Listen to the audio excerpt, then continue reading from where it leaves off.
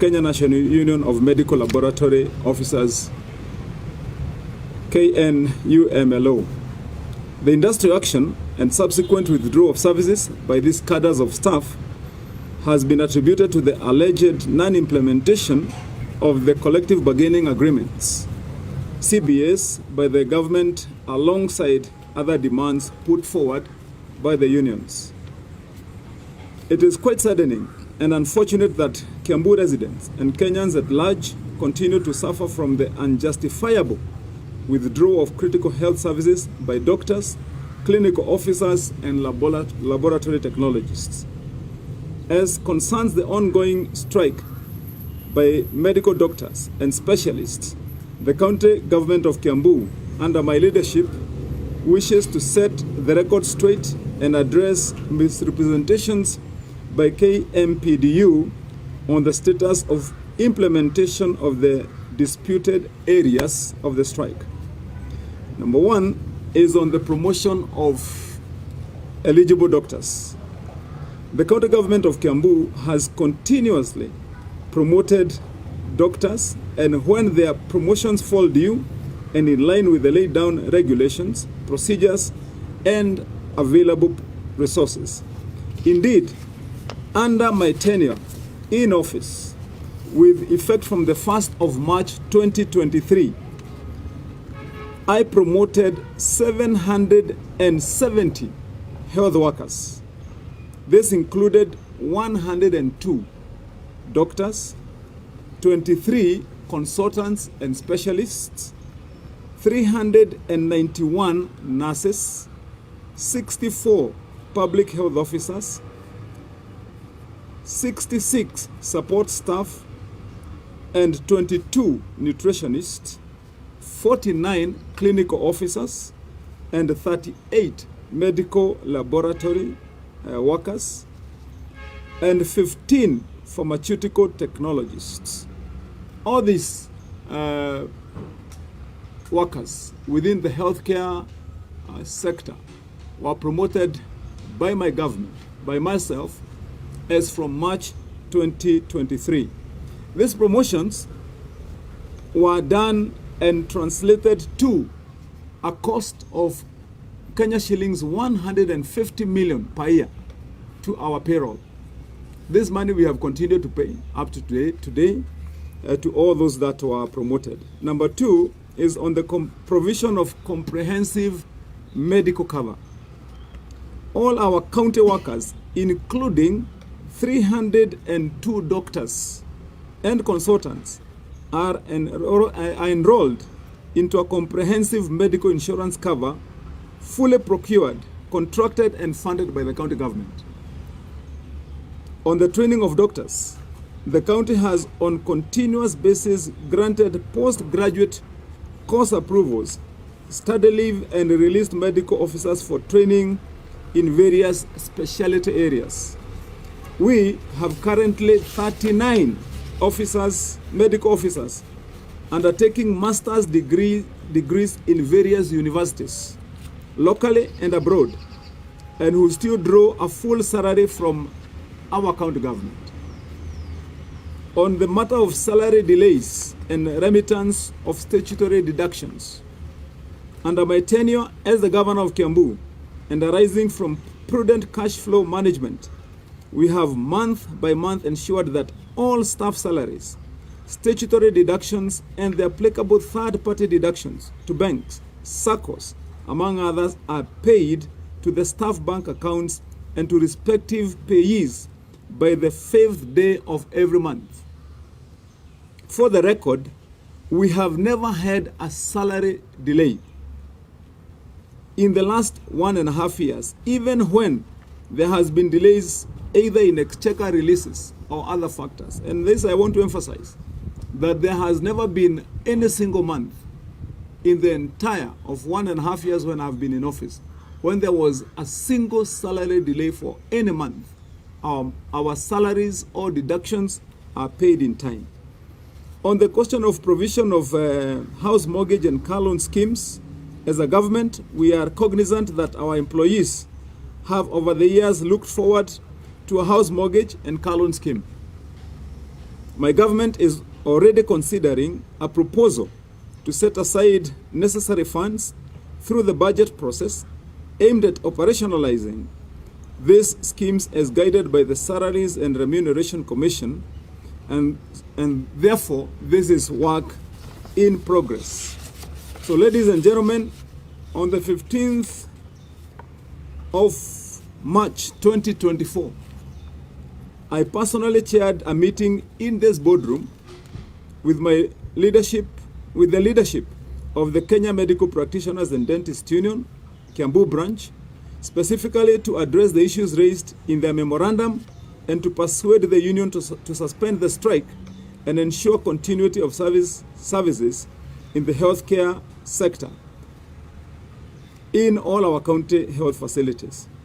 The meeting took stock of the above issues and appreciated that as a county government, we have made significant progress on the implementation of the 2017-2021 CBS. Our plea to the union to ensure continuity of services was unfortunately disregarded, therefore causing unnecessary suffering to the residents of Kiambu and other Kenyans from neighboring counties who seek treatment in our healthcare facilities.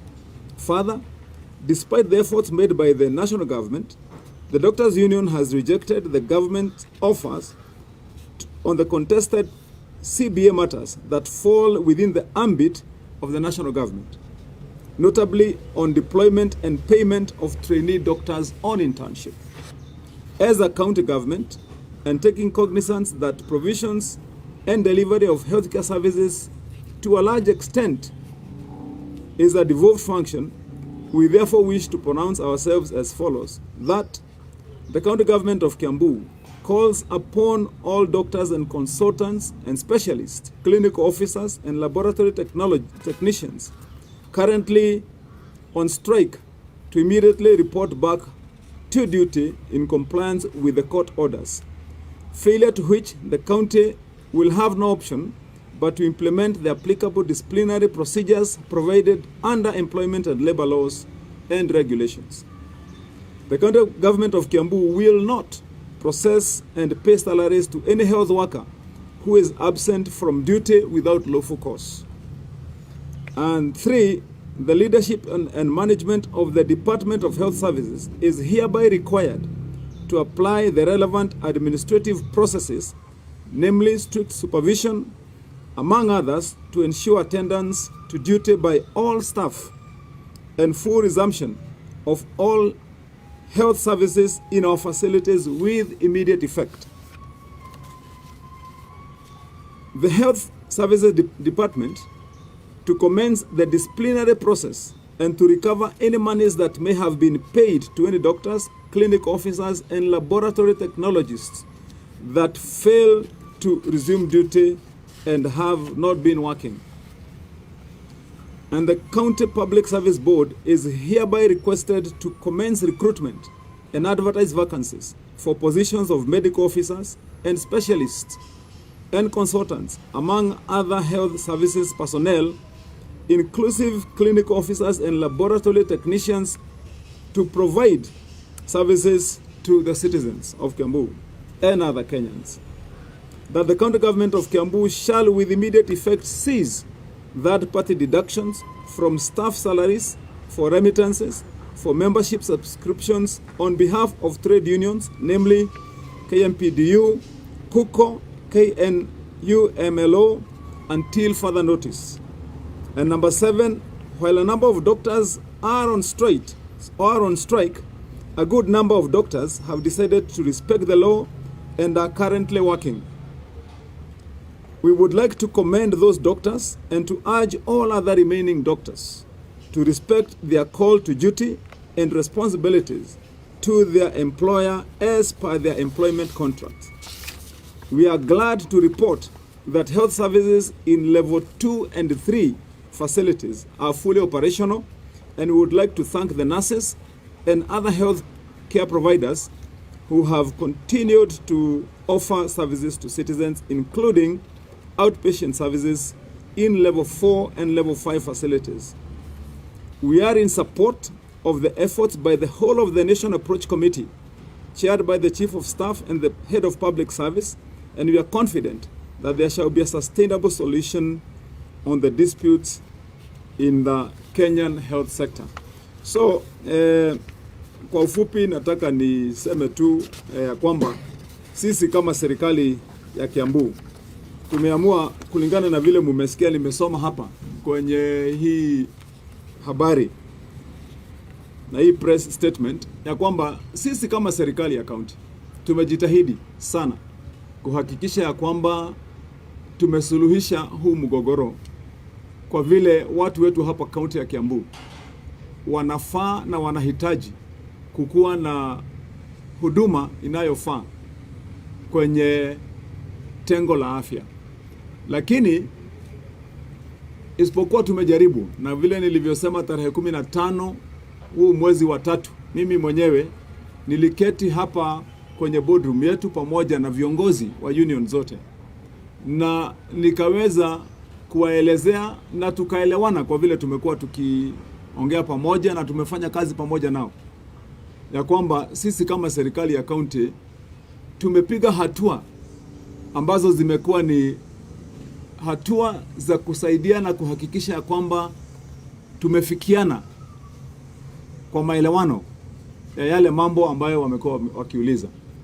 Sisi kama serikali, nilivyosema tena kwa hii statement, mwaka uliopita tulipatia promotions kwa madaktari, tulipatia promotions kwa clinicians, kwa pharmacists, tulipatia promotions pia kwa nurses, wote watu zaidi ya 770 ambaye ilitugharimu kama serikali ya county kutoka mwaka uliopita milioni 150 kila mwaka.